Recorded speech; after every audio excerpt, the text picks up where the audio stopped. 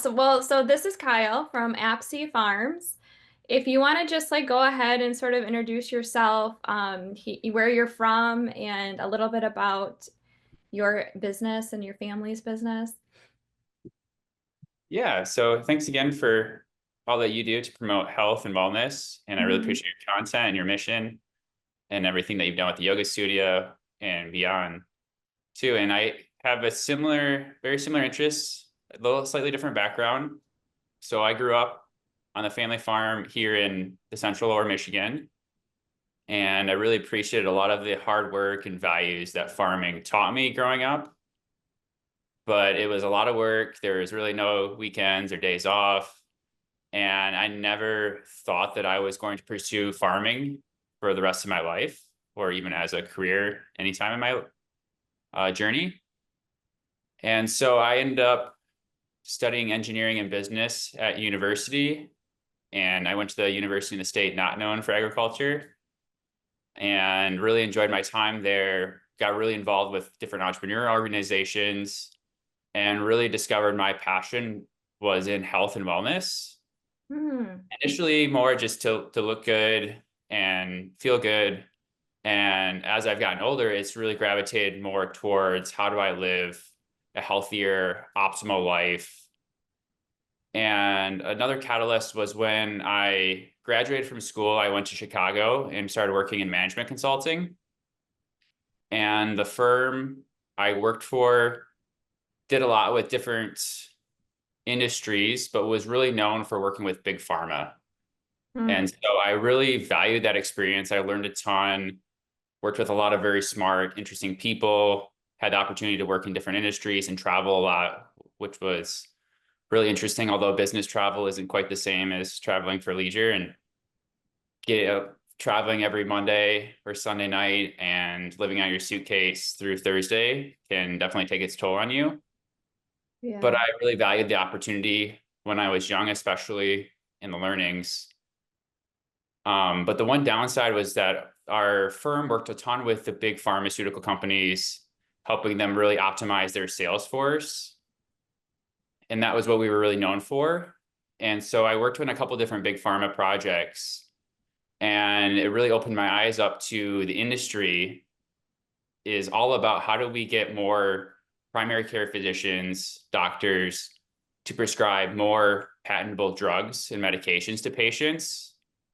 And it was never about, does the patient even need this? Are we getting them healthier? It was all just numbers on spreadsheets and a software of how do we optimize our sales force? How do we provide more incentives for doctors to prescribe more medications to patients? And you realize it's really a sick care model where there's no money if patients are really healthy and avoiding the doctor, no one gets paid with that. It's all about how do we get them to take more of these drugs that have incredible margins, big barriers to entry. And some of the nicest offices I was in Chicago were these pharmaceutical headquarters. Yeah. So I decided I really wanted to do more with my life. And my mission was how do I help more people reduce and prevent metabolic disease through lifestyle habits where no one really makes money in the big company, big food, big pharma space, but it's things like that you preach, meditation, being mindful, doing yoga, going outside and getting natural sunlight every day, and not relying on prescription medicines and invasive procedures to fix your problems and ailments. So that was the big start. And then from there, I started working for a couple different startups. One focus on shipping clothes to direct to customers' doors. It was the original company. Most people have heard of Stitch Fix. I don't know if you've heard of Stitch Yeah, Fix or yeah, I think so. Yeah, isn't it like a personal like wardrobe or something you pick out and I don't know. They like or a stylist, personal stylist or something like that. exactly, yeah. So the company I work for was called Trunk Club, and they kind of created this industry of having a personal stylist that would work with you, figure out what your likes are, preferences, I what remember when that was like popular, actually, like I don't know, maybe 10 years ago or something. It was like I remember it was like a thing people were doing. Different companies popped up doing that. Yeah, there's a few different ones. Stitch Fix is still going strong. I see advertisements for them on TV every now and then. And they're more algorithm based, which maybe that's why they've been able to make it work and be successful. Trunk Hmm. Club started off just for men and then branched out to serve women as well. But they were very big in having a in-person stylist that would work with you and either message through an app or on the online platform Yeah. and then ship the clothes directly to your door in the trunk, hence Trunk Club. Hmm. And then we pay for shipping to get the box back. So you could try on anything that you liked, whatever you didn't like, you would send back in the box. Hmm. And it was a cool role. I was kind of an internal consultant. I got to work with a lot of the different heads of the business from marketing to customer experience to finance and help develop dashboards and KPIs and really figure out how can we make this business profitable and keep scaling up at the trajectory we needed for the outside investors and venture funds. It was acquired by Nordstrom, and ultimately, I believe they shut it down a few years ago. So they're no longer existing. Trunk or Stitch Fix is still going strong, and I really appreciate that experience. But again, it still wasn't aligned with my overall mission of how do I help more people reduce metabolic disease through better food, health, lifestyle habits. And so I then left that company to help work on a health and wellness coaching startup, which And was you're always as like a consultant. You're consulting, like fine. That's your role, or is it mostly marketing? in that company. Just in general throughout your experience in I the mean, I guess world. I started off more in consulting, Okay. and then now well, definitely with the current business, we wear a lot of different hats, but I Hmm. help oversee most of our revenue operations. I still help with some of the day-to-day tasks. I still help even here on the farm do things when needed. But yeah, I've always liked the analytics side of things Hmm. and the consulting nature. But I've also had to do a lot of marketing type roles. And it's kind of a nice mix of you have the analytic component and figuring out what do the numbers say, as well as you can be creative and different copy Right. writing, graphics. Hmm. And I like both. I studied engineering because I do like the numbers and I'm Hmm. definitely more analytical person, but I also appreciate the creative side of things. Yeah, And I'm similar. I have a background in like software development actually, and I was really actually really cool. good at it. And I think was so good at it because I have like this huge intuitive side to me too. So like what took other like, got people, developers to figure out like it would just like come to me a lot faster. But it wasn't my passion. So I no longer do that. But anyway, Yeah, I it's a understand cool. that whole like two sides. They're both like cool. Yeah, and there's a lot to be said about being able to use both of those and be creative, but also be able to look at the numbers and try to remove some of the emotions out of making some different decisions. Mm-hmm. And um, yeah, I've definitely, and I like the opportunity now with building these startups to be able to wear a lot of different hats and experience a lot of different parts of the business and be creative, but also be grounded by what do the numbers actually say, what's going to make this a viable business. And if we can't ultimately make money at the end of the day, then there is no business too. So nice to be able to juggle both of those Yeah. feelings and factors. So then you turned your attention to the farming or Yeah, so I was trying then to build two businesses when I was in Chicago, the health and wellness coaching startup, and we worked with clients, originally just one-on-one coaching, and then we were trying to figure out how can we build this into a scalable model so we can have a much greater impact. And we ultimately developed an application on your phone and try to gamify the whole habit creation development.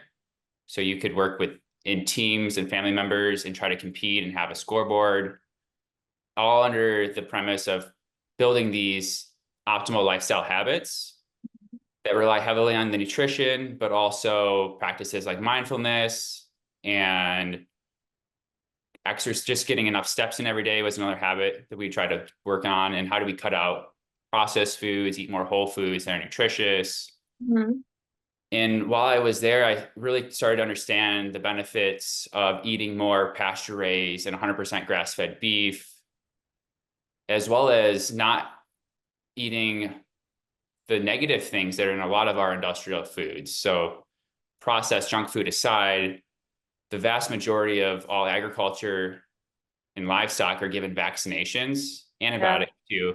The vaccinations, because it's big pharma makes even more money through livestock vaccinations than they do through human vaccinations.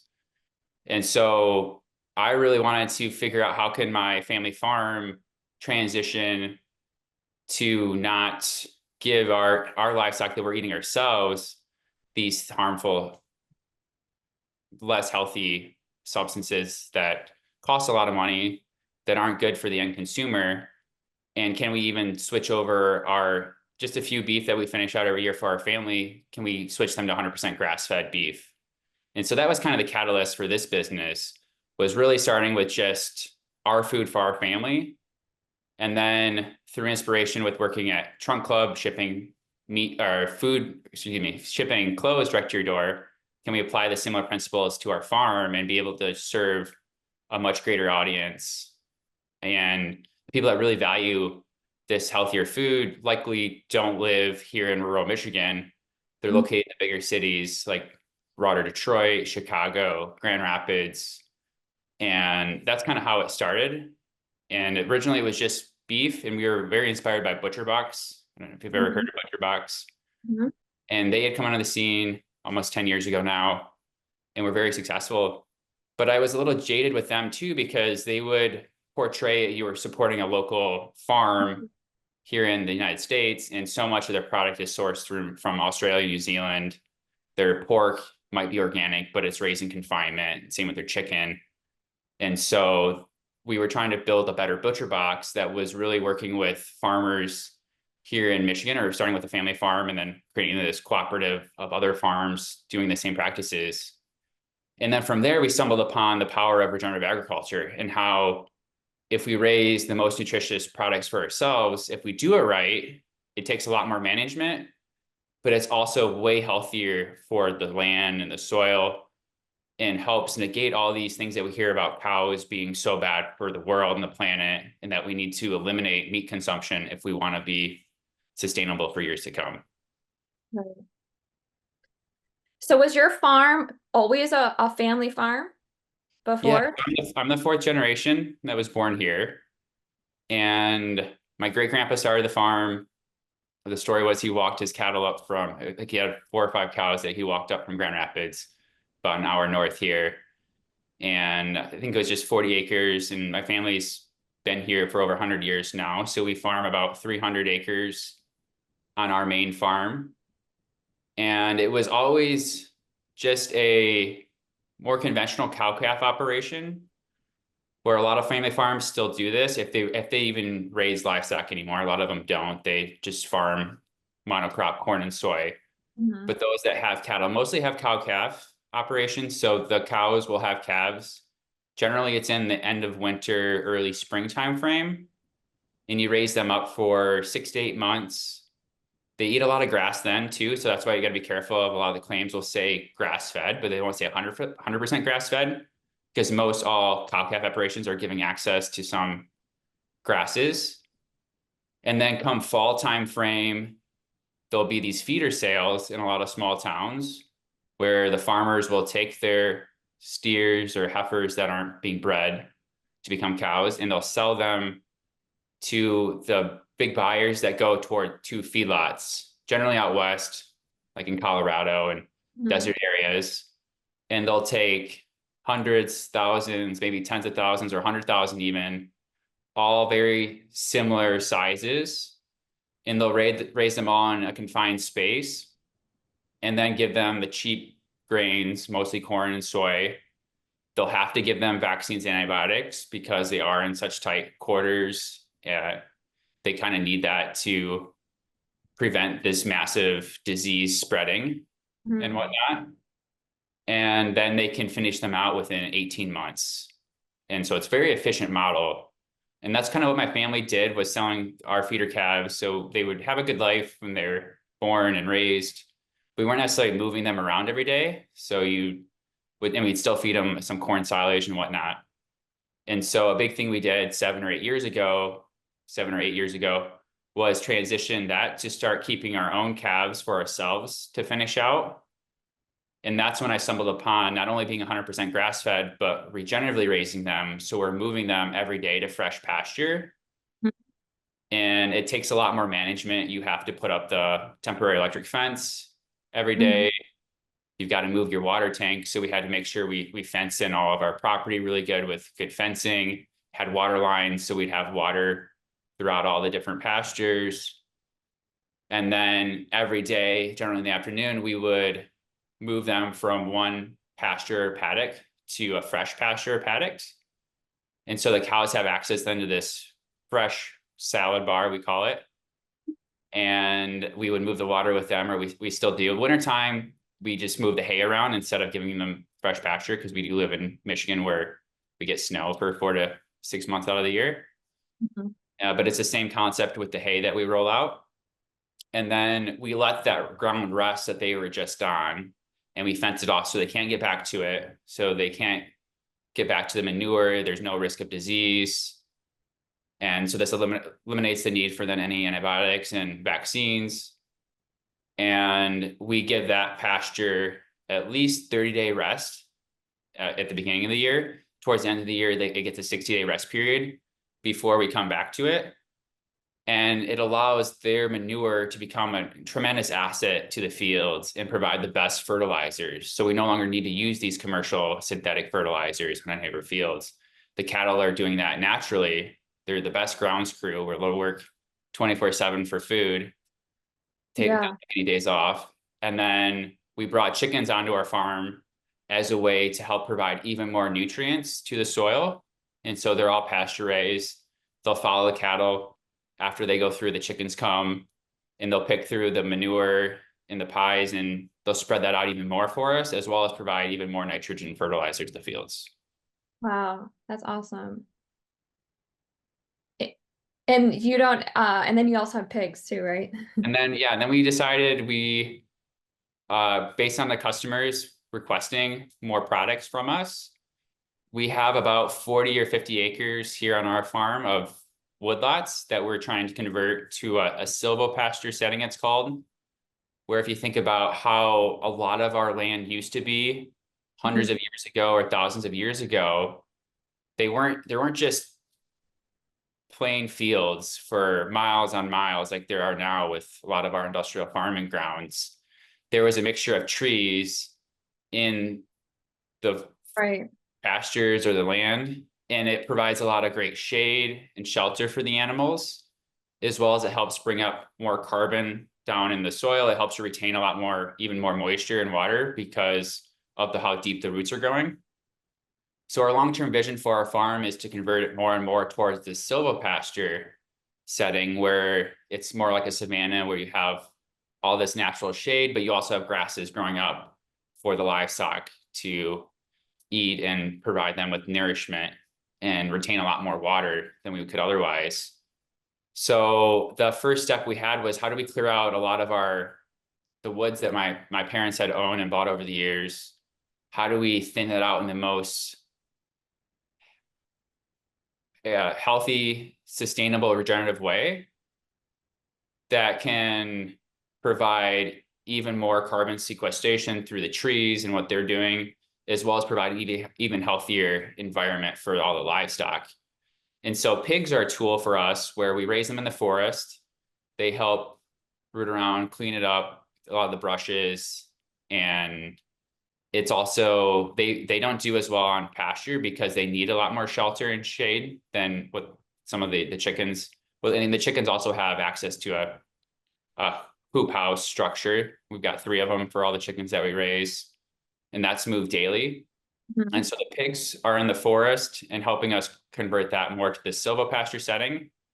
And we'll also use them instead of tilling up, which is really bad for Mhm. getting more carbon into the atmosphere from tillage, which a lot of farms still do. We'll Why use would it, why would natural. you need to till? Why would you need to till?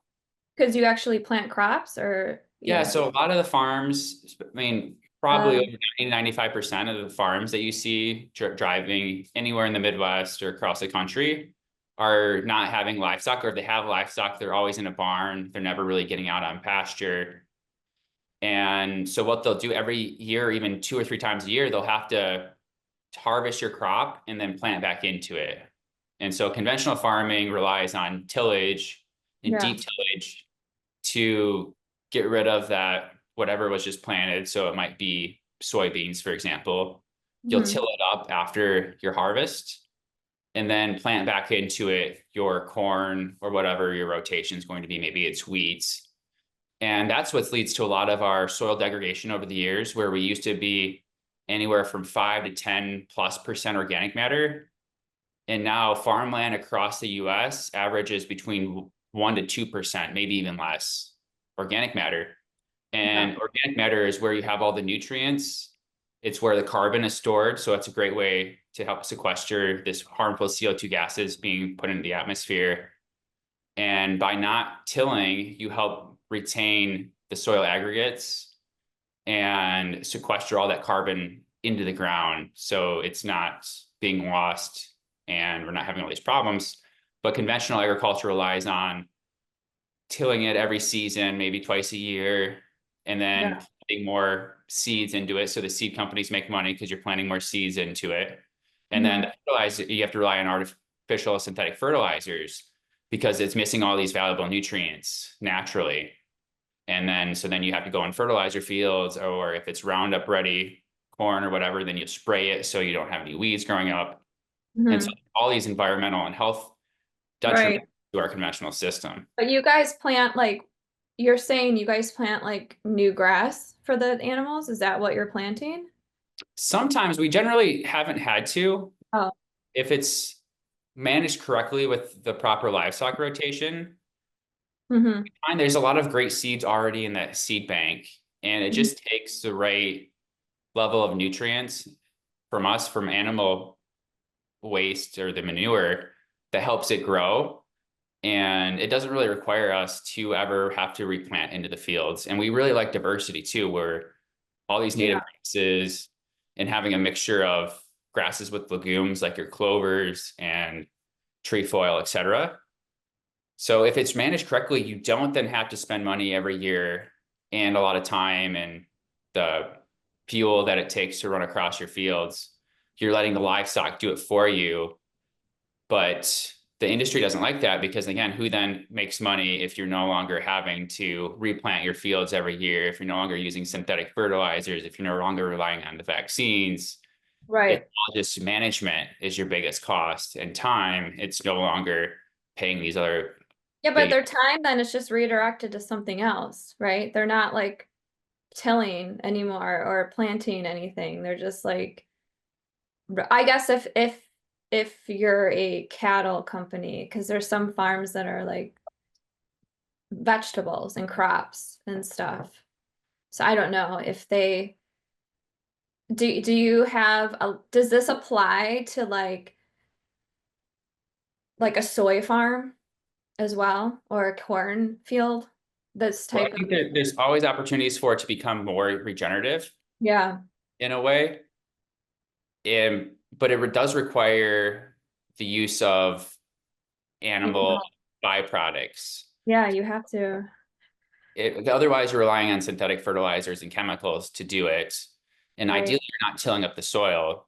But that's hard because even a lot of organic operations still have to rely on heavy tillage to Yeah. be able to then plant back into it without getting a lot of other species and crops coming in, because nature really wants diversity. Mhm. That's how it thrives. And so then a lot of these operations, you either have to spray down everything with Yeah. glyphosate, which is awful for us, to be able to suppress everything besides that one crop you're growing, or you need Mhm. to rely on tilling. So it is really hard to do this in a vegetable production or cropping production. It is possible for sure, but the best is if you're able to incorporate both vegetables and your what other product you're growing with animals, and being able to say, Right. do you use the animals to help graze it off at the end of the year, and then provide their manure naturally to your soils versus having to rely on chemical inputs and heavy tillage. Right. I almost feel like the whole model of like this big agro is dying. It needs to die basically because it has to be like somewhat of a small operation where it's manageable because you have to manage animal and crop. And if it's too big, then I don't know if it matters if it's too big, but um yeah, so I feel like if it's small, then you're like your costs are different then. You're able to maybe like make money because you're selling directly to the consumer. I don't know if like big is a thing anymore. What are your thoughts on that? Yeah, very good point and perspective there. Hmm. When I first started this 7 years ago, I had this grandiose vision that we were going to be able to keep doubling our production every year. And we were Right. really fortunate for the first 5 years, our demand from customers was doubling. But the challenge we have is it's such a long lead time for us to produce these or finish out and raise animals the right way on pasture, where it takes us 2 to 3 years on grasses to finish out a beef the best way with 100% grass fed and not giving them any of these synthetic inputs and grains that are cheap Hmm. versus commodity feedlots can do it in like 16 months. So almost half the time versus what it takes us. And we're also very limited with our 300 acres here of how many animals can we, at least cattle wise, can we really raise the right way through rotational grazing and having the snow. And so I discovered fairly early on within the first couple of years that if we really want to keep growing our supply of more food to more families across the US, we need to create this fellowship of partner farms Hmm. that are like what you said, they're smaller, and also land is one of your greatest costs. Especially with inflation, the price of land continuously to increase exponentially over the last 200 years. They're not Hmm. making more land. And so it's a very finite cost. And so much farmland too gets developed, especially if you're closer to the big cities. So Hmm. that keeps going up based on how many people want to live there. And you have the urban sprawl. And so we found there was two different ways. Like one, we could go into a lot of debt and try to really acquire a lot more land. And then you have to Hmm. worry about the soil is so degraded that it's going to take a lot of years to get it to where you need to be from a regenerative standpoint. Or Hmm. we can try to partner with more farms that all believe in the same principles and the values that we have and their standards and work with them because it is really efficient to be able to just focus on one species, whether it's a species of plant or it's a species of animal, because what it takes to raise chickens the best way is different than what it takes to raise beef, which can thrive with just 100% grass fed and rotationally grazing. But chickens and pigs need a carb source to thrive and more protein too than what they can get in grasses alone. So there is a ton of efficiencies with this monocrop, monospecies industrial system. And the scalability of that is a lot greater than if you're doing things regeneratively, where it works to have more smaller scale operations. Hmm. But the caveat is that just because you can produce it, you have a long way to go to then get it to your customer's doorstep because it also involves finding a good processor that's USDA inspected, especially if you're crossing state lines or selling off your farm. And then you have to worry about transporting back and forth. And then Hmm. so much of our business relies on our fulfillment piece, where we work with these processors, different ones for the different species that we raise and offer to consumers.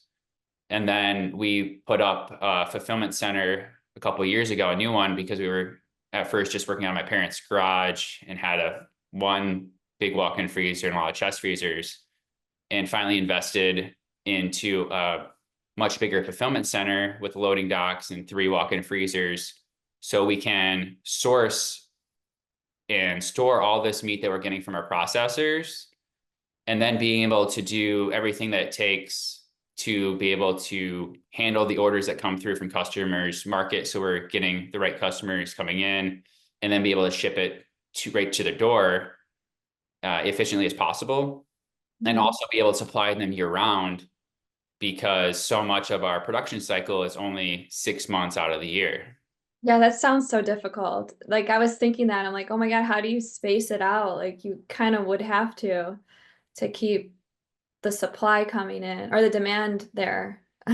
Yeah, there's a lot of challenges in our business because we want to farm with nature, and Hmm. so much of there's pros and cons of wherever you're at in the US, whether it's really hot during a certain season, or here in Michigan we get a lot of snow and it's cold, so it's really hard to raise our animals on pasture year round, especially chickens, for example.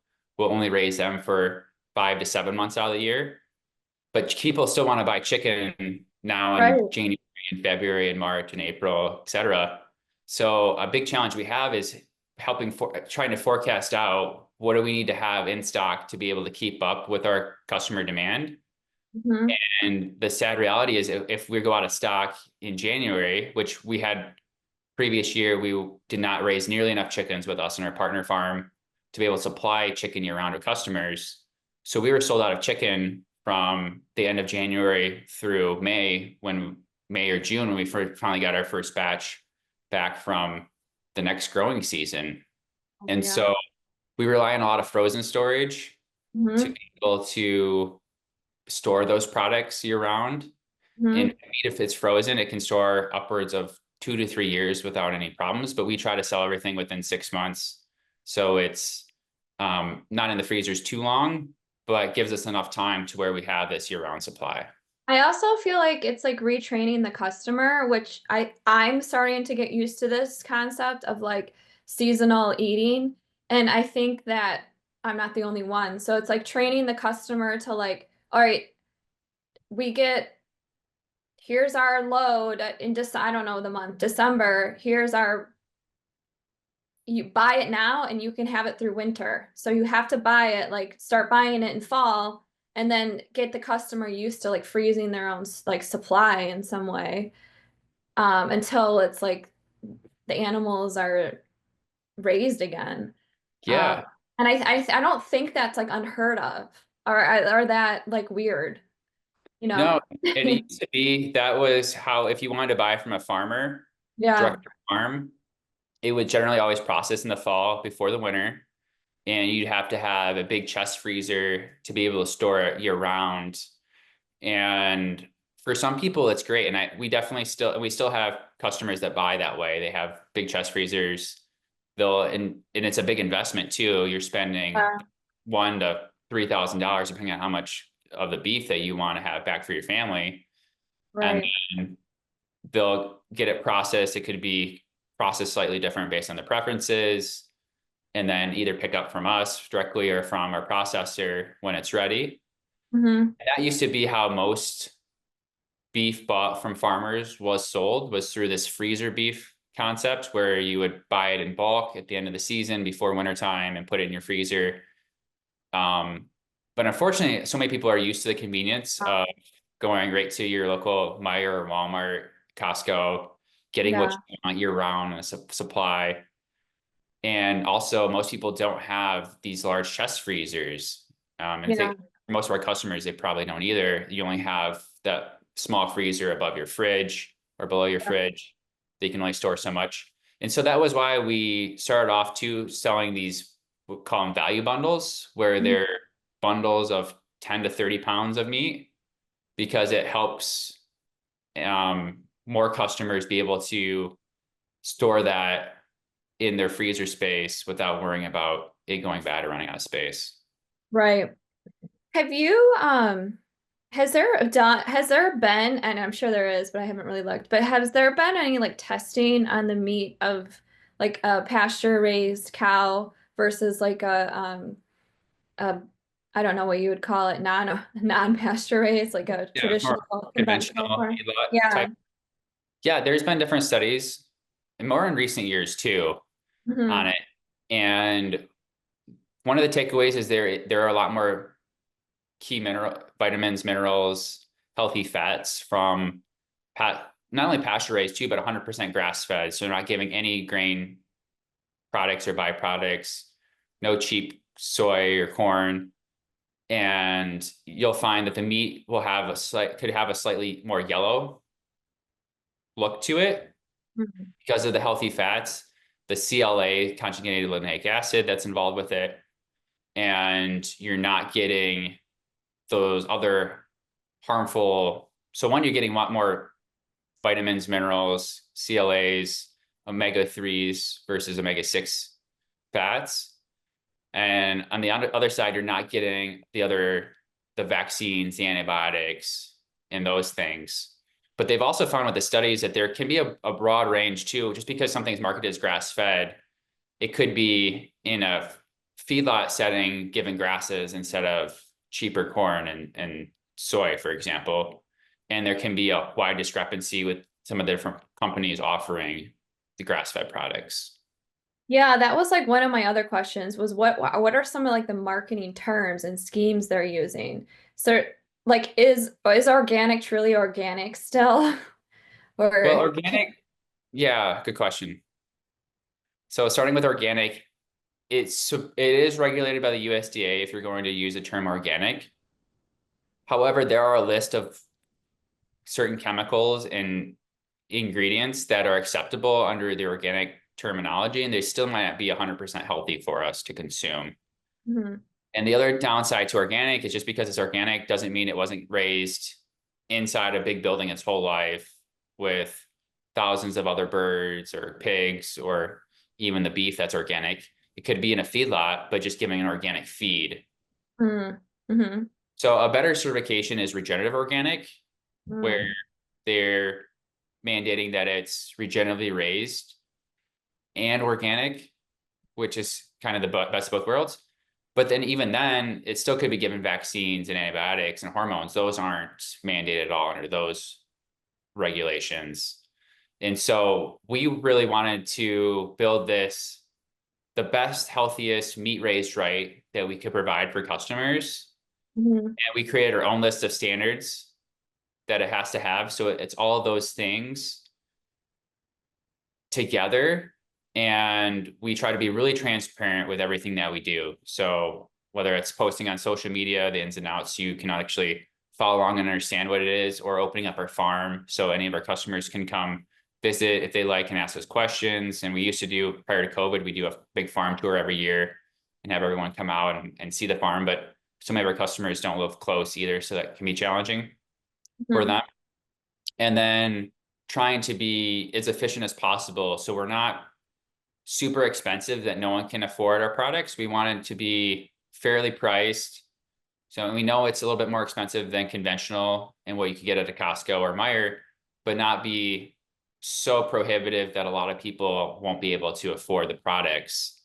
And that's where we try to spend money on things that are healthier feed and inputs like that, or the processing costs that go into it, but not spend a lot of money on other regulations, because there are so many different certifications that you can get. And you almost need to have like 4 or 5 different certifications to be able to promise that it's all of these things. And Mhm. I think it's also valuable if you're selling through a grocery store and not having that relationship directly with your consumers, then those regulations can be even more valuable. So you're saying you don't have to be like certified. No, we've never been certified with ourselves. And the challenge is because we work with all these different partner farms too. For Mhm. to buy calves, for example, we no longer can produce all the cow calves ourselves. So we have 4 or 5 different farms that we work with to buy feeder calves from. Our challenge would be to get them all to also get all these same certifications. Mhm. And so instead, we have our own audit system and our own list of standards that we have. And we go Mhm. out to their farm, we verify every year that they're doing all these things. They're not giving them vaccines. Mhm. There's no grain byproducts for the cattle, for example. And that allows us to be able to scale up as efficiently as possible or cost effectively as possible Yeah. without mandating that they have to have all these same certifications. Like, isn't that like one of the problems in farming is that the certifications are so expensive, at least for a small operation? Yeah, definitely. It definitely can prohibit it. And then same with organic, can take 3 to 5 years for your farm to become certified organic. So the challenge is then what do you do in the meantime for those 3 to 5 years if you can't sell that product to that market because it's not yet certified organic? Not that certified organic isn't what everyone should strive for. I think there's a lot of benefits, but then there's also trying to make sure it's regenerative, that you're not using a lot of harmful chemicals or pharmaceuticals that would still be allowed under those regulations. Yeah, most definitely. That would be ideal. Um, it's a lot. So what are some of like, I don't know, the struggles within your industry or challenges, whether like legislative or just like, I don't know, working with what are some of like other farms? What is their hesitation? Are they like kind of are they interested in this way, regenerative farming? I think there's becoming more and more interest, Hmm.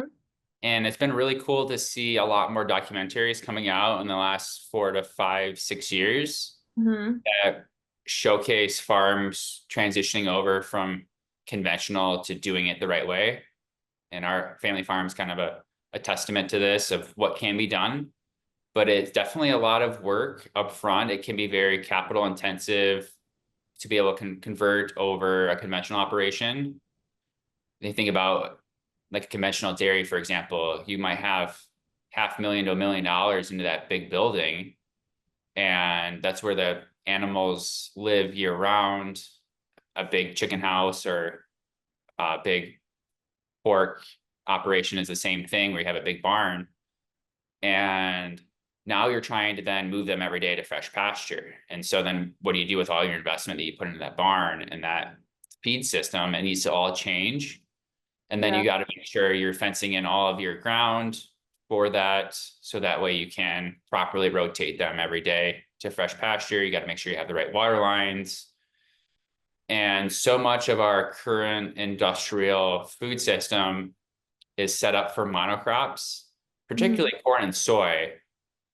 And there's not much benefit to livestock producers, or there's not many subsidies and government assistance for them like there are for if you were just to raise corn and soy every year and rotate those. You can get a lot more subsidy payments and grants from our Why administration. is that? I don't know exactly why. I have some theories going back to after World War II. We had an abundance of these chemicals that were used for more warfare. Hmm. And they found that, hey, if we can convert these to more fertilizers, we can produce more food way more cheap and efficiently and abundantly. And then there's also the fact that raising livestock indoors in a confined space can be a lot more efficient as well, but we need cheap corn and soy to help feed these livestock, especially that's the vast majority of what chickens eat that are raised in the US or worldwide, and same thing with pigs. So in order to get the costs of this end product down, if you were just to look at the numbers and wanted to produce meat as cheap and efficiently as possible, That there's would make sense. not a better system right in the world than our American industrial food system, where everyone Right. just specializes on one thing. You get really good at it. You get subsidy payments for the government. So even if you have a bad year, crop or weather takes out all of your corn, for example, or your beans, you're still getting paid $30 to $50 an acre from the government guaranteed. And your equipment is a lot more efficient if you can farm thousands of acres of corn or beans. You can afford these really big tractors. So then you're paying the tractor companies, you're paying the fertilizer companies, you're paying the big pharma for the lives for the vaccines and antibiotics that are necessary. And so all these other businesses make money as well. And you're able to produce it at a much lower cost because of the efficiencies of just raising one thing and focusing on that one thing. And if you were to instead try to do what we're doing on our farm and partner farms, you have to wear a lot of different hats. You have to work with nature, so you don't know exactly what every day is going to come. We have to do everything from the marketing of it, the transporting back and forth, the processors, the shipping and fulfillment. And so we're not nearly as specialized and don't have nearly the same economies of scale like these other farms that just focus on that one specific thing. But with a higher cost product, does that make it doable or comparable, or is it still not even close to like a conventional farm? Like your profits? I mean, we try our best. Like I don't know of anyone really getting rich farming. Yeah. The joke is if you want to become a millionaire farmer, start with 2 million, which is true for a lot. And so I've been so blessed to have, when I moved back from Chicago, um, this wouldn't have been feasible to create and start up if we didn't already have the land in my family for generations, if my parents already didn't have a lot of the infrastructure that we needed. And it was always my dad and my grandpa's dream to just farm full time. But like so many other farms, financially, it's hard to make money doing it. And so many farmers work off the farm to support it. And it's their dream to be able just to farm full time, but there's just not a lot of money in it. Even in the conventional setting too, there's Yeah. still, those farmers are not making a lot of money doing it. The subsidy payments from the government help. And that's why so many farms nowadays, you no longer see these 40-acre dairy farms like there used to be across the country with the big red bank barns and milking 10 to 50 cows. They have to be at a very big scale to be efficient, and they're still not making a lot of money doing it.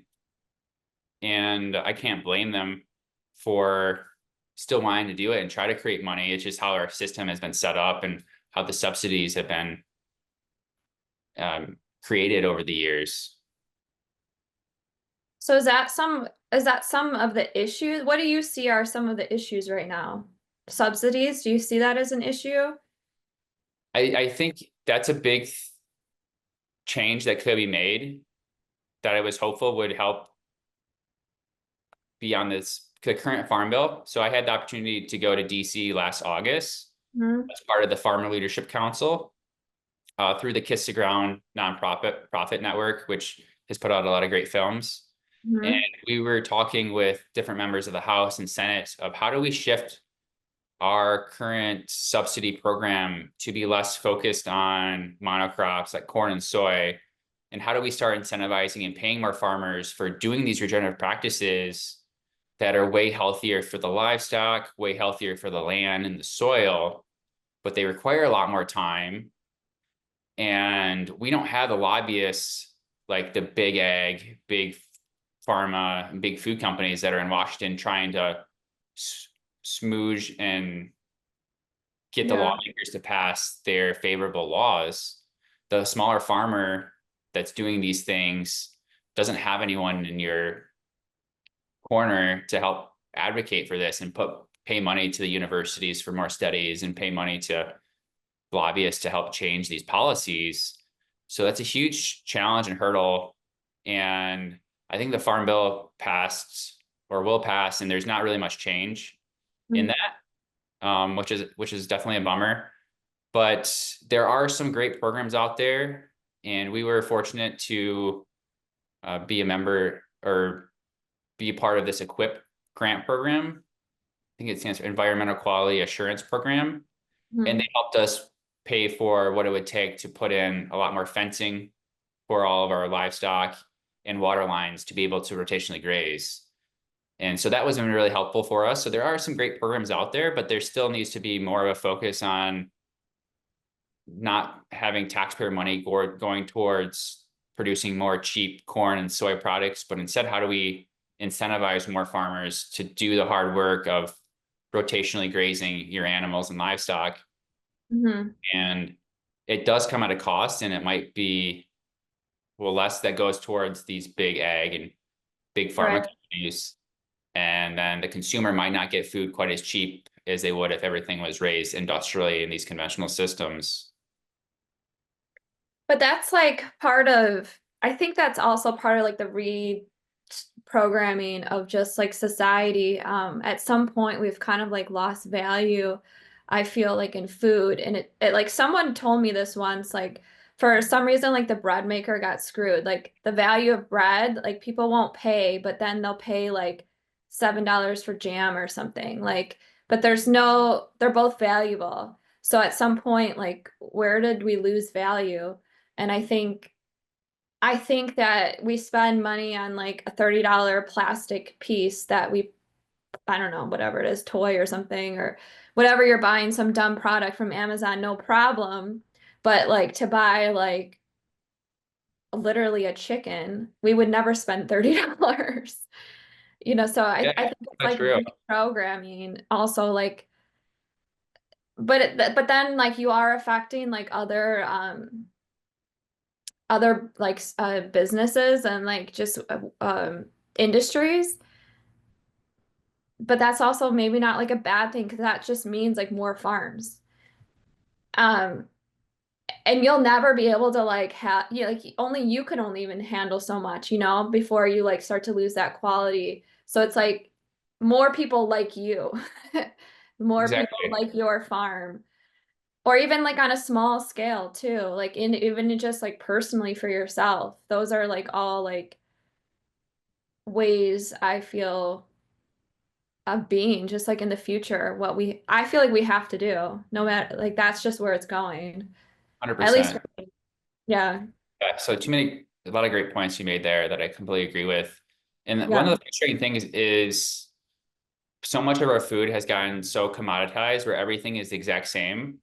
But if Hmm. you look at industries like wine, for example, you can buy your $2 chuck from Trader Joe's, or you can spend hundreds of dollars on a bottle of wine. And I was always optimistic that the same thing would eventually happen in the meat industry, where you want like just steak as a steak or chicken as a chicken, but you'd really care about the quality that went into it, how it was dry aged, for example, what was it fed, and realize that there is a lot of different price points out there. We could get the cheapest available, and you get what you pay for, or we're willing to pay a little bit more for better quality and actually know what the brand was and where it came from and the region and all these things. And Hmm. our customers get it. We always say we have some of the best informed and brightest and socially environmentally responsible customers. Hmm. It's far from the average American consumer, where they only care about the cheapest. I And if you know. compare price per pound, all of our products are cheaper than what you'd pay, besides maybe tenderloin filet. They're cheaper than what you'd pay price per pound for a Snickers bar or a lot of processed food. But some Really? people have no challenge spending that money for their processed foods because you can't compare them apples to apples. They're all different. They're different kinds, etc. And so that's super frustrating. Hmm. Hopeful that it will change. I think more consumers are opening up to the fact that they'd Hmm. rather invest in themselves and pay more for higher quality food now than pay money to the insurance and drug companies and your doctors later on in life. Yeah. So yeah, hopefully there will be some strides there. And I Like do consumer believe, behavior changes. yeah, Hmm. and again, I do think there needs to be a lot more farms being able to do this. And the challenge, and we've worked with so many farms that will do this for a couple of years and find that it's just so hard to make it profitable. It's so much work. Customers don't value it enough, and they end up shutting down their direct consumer operation or getting out of farming entirely. And it's really sad, and I don't blame them. I know it's a ton of work, and Yeah. we we've worked so many of our family members have worked for free for a number of years to get to this point, Hmm. that I understand, and it's a big challenge and hurdles. But the other thing that anyone can do is try just to make more of your own food, whether it's making your own bread, or Hmm. if you can, if your township will allow it, I think backyard chickens are the greatest livestock to get started with. Hmm. And they're way more fun than your broiler meat birds, where they have personality with your egg layers.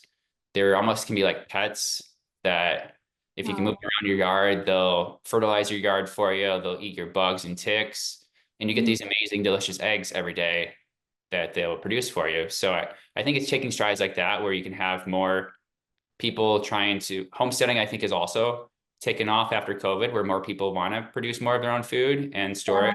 for themselves year round in their family.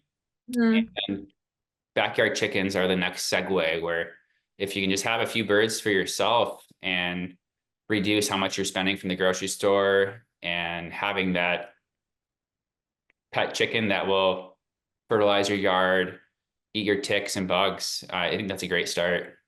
Yeah, I agree. I think so too. And it just makes you like more conscious. I think I started 2020, I started gardening and it was like I was home. I was working remote, so I had a lot, I actually had like a lot of time on my hands. And I have a really big backyard, so I like converted it to a huge garden. And Awesome. it's awesome. I love it. And but it just like opened my eyes to just like what we're eating, everything. Like if I'm going to be health conscious, like, and I think that's how I found you guys. I was Googling or I heard somewhere about mRNA and they wanted to like put it in animals or something. And I was like against that. And so I think I like Googled it and I might have found maybe how I found you. I don't know if you guys maybe I did was an curious to article. hear how you heard about us originally. We get a lot Yeah. of comments into Google. Yeah, I don't know if you were on like some other website that referred you, but that's how I found it. And then um, I bought from you a couple of times, and the bulk thing is great. That helps a lot. I keep growing my freezer storage, so like I'm on that path, and I think it's just people are just like it's like retraining, like it feels overwhelming and a lot to be like, oh, I'm spending $500 on meat right now, but like as time goes on and the more like conscious you are and the more your habits change, it doesn't feel so weird anymore to do that. And it feels like, okay, I'm spending my paycheck now on that versus like I'll even this is what's so crazy is that I'm almost like happier and better not with my lifestyle now, I don't need to go on as much vacations either anymore. When I'm like eating healthier and like for my work, I'm now all I do is teach yoga. So it's like I'm way less stressed and I like enjoy my life just every day that I don't feel like I need to like spend money on leaving as much. So it's like everything changes when you start thinking and like putting your health a priority, like even your job. I stress this a lot with people. Like if your body is not functioning properly, even in the job that you're doing, like it's okay to like make less money and like change jobs. And I know that's easier said than done for some people, especially with families and stuff, but um at least if you're like mentally starting, okay, I'm going to start paying things off more instead of adding more debt, it can be doable. I mean, I did it. So, Absolutely. I appreciate that so much. I wish there was more. yeah, I think there is definitely a growing trend of people that value it, like yourself, that are yeah, willing to do that. And you're right. It comes down to how do you want to spend your income every month? yeah, it And is. you think about how much processed food costs per pound, Mhm. just like switching over, no longer buying your pops and your Coca-Colas, but buying just drinking water, like your filtered water that's can be 100%. I have zero other, I don't even really drink milk, but like I have like just water almost. That's literally it. And maybe like sometimes I'll get milk, but it just I don't really need it that much. So it goes bad. But yeah, like I don't have I'm not spending money on Paps. I rarely eat out. That Yeah, saves a that ton was of the money. other thing I was going to ask you because that's what I realized too. We sell to a few different chefs across the US or across Michigan mostly, and I started learning just the restaurant industry, and it was really eye-opening that of a plate cost of food, most restaurants can only afford to spend about 20% at most onto the food cost itself that goes into that plate. So many people are eating out and they're spending $20 a meal, or if you have drinks, it could be like $100 bill, for example. And only 100. 20% of that was really the food costs. So Yeah. it's going to take and not go out nearly as often. And you can still take trips too and plan ahead of time, but not go out to eat all the time at these really fine dining or even fast food restaurants. And instead cook yourself. And then if you like, for example, cook a whole chicken, you can then save your backs and everything and make bone broth to get you even more meals out of it. Yeah. We're in such a we're so conditioned for everything to be cheap and efficient I that know. we don't want to spend the time cooking our meals and preparing ahead of time. Because I guarantee a lot of our customers, they don't go out to eat much, but they're willing to spend that they would be spending out to eat and instead buy much higher quality food. and be way healthier because of it. And you're not getting all the seed oils and who knows what's in the food that you're Oh eating. yeah, 100%. And like I'm not getting an organic pasture-raised beef product from a restaurant. Like No. I've never seen that on a menu. But I mean, I just went the other, and I'm not perfect by any means. Like I still go out to eat and I still don't feel like Yeah. cooking. But like I think it's like maybe it's like a couple times a month I go out. But yeah, I just bought like I don't know, I think it was like a $30 steak the other day. It was not good. Like I ate like half of it, did not even like it. So, and that's just like, why did I spend $30? I just threw away $30 to some restaurant, but you won't spend it on like one cut of, I could have gotten like maybe two cuts of meat from the store. Um, Yeah. but yeah, yeah, the whole thing is just being like more conscious. And I think there are ways where it's like habits can change where we're like valuing the like what really is important. It really is important. And it really does matter what you put in your body. Um, and just being as less toxins as possible. Because I mean the amount of people I see, because I see a lot of people daily just from the studio, and the amount of like most of the people that I see are pretty healthy, but just the stories I hear of people getting sick, I don't know, people's immune systems are not well right now. It's kind of scary, but Yeah. Sad. And that's what I really want to help reduce and help get people healthier through yeah, natural things that aren't relying on big pharma and the big food companies.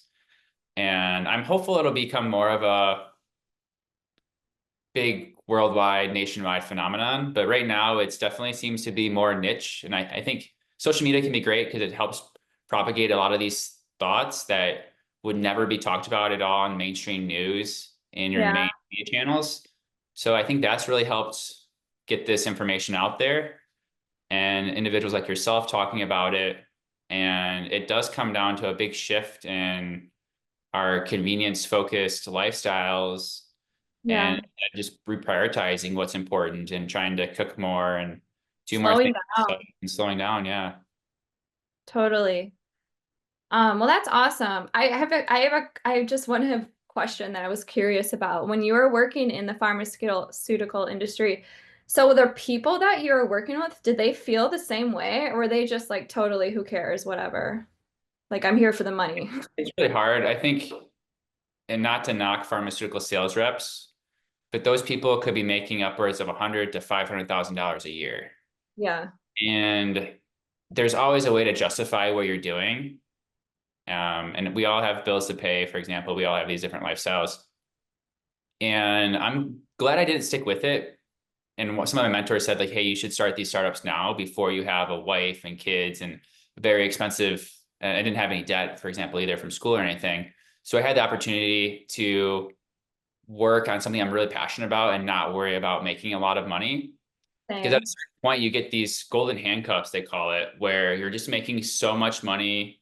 You're living, you're spending just as much money as you're making. You might have a lot of debt and you can't afford to really leave that industry. And even the medical realm is really notorious. I hear so many stories of people that spend 10 years becoming a doctor and you have all this debt you have to pay for and you're stuck in the system.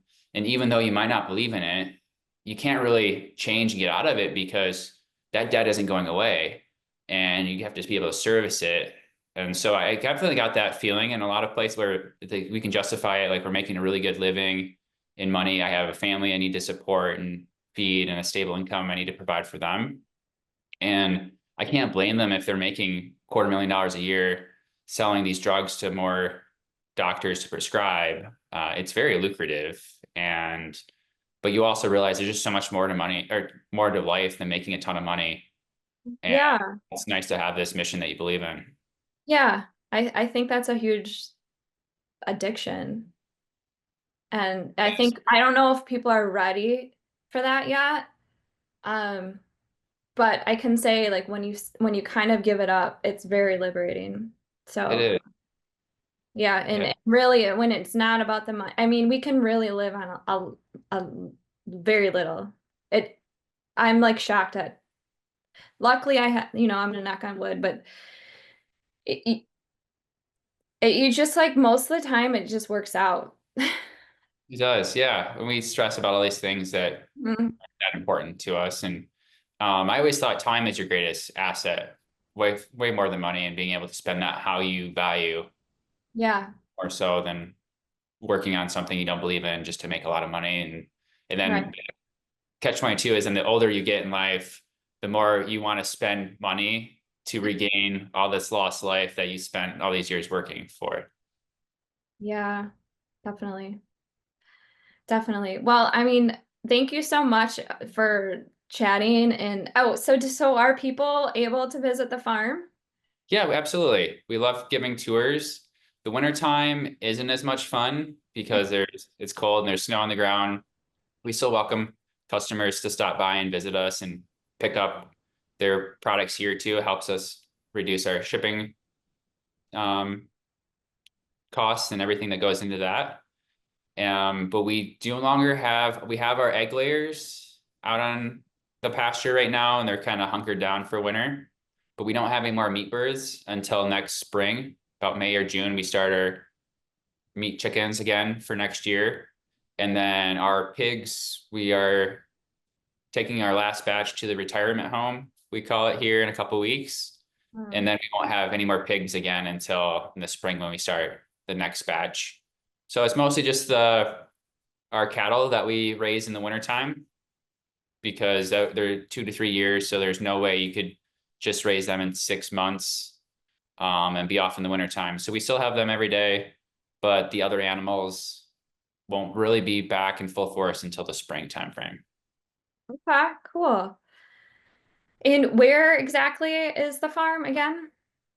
You We're said an kind of, hour north of Grand Rapids? yeah, short answer is middle of nowhere. Okay.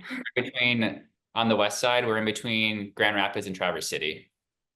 And so Reed City is the biggest city nearest to us, but most people haven't heard of Reed City. So it's somewhat close to Big Rapids, Yes, if you're familiar with Big Rapids. I am familiar with both. Cool. What Yeah. takes you to the city? My dad has a cottage in Mikasa, which is right by Oh, cool. Big Rapids, yeah. Yeah. But well, thank you again. And they can order from you on what's your website? Apseyfarms.com. Yes, ma'am. So apseyfarms.com, they can order from us. And we created a discount code for your community called Whimseeker. So they can get 10% off their first order too if they're interested in trying our products. That's awesome. Thank you so much. Yes, thank you again. Thank you so much. And I hope that this finds people and people come by your amazing products. And I'm definitely going to make it out to the farm and in spring. Cool. That sounds great, Lindsay. Well, thank you so much for the opportunity. It was a pleasure chatting with you. Again, I really appreciate your mission and what you're doing and helping the lives of so many. So thank you again Thank for all you do, and thanks for the time today. Yeah, thank you too. I'll talk to you soon. Sounds good. Take care. Bye. Bye.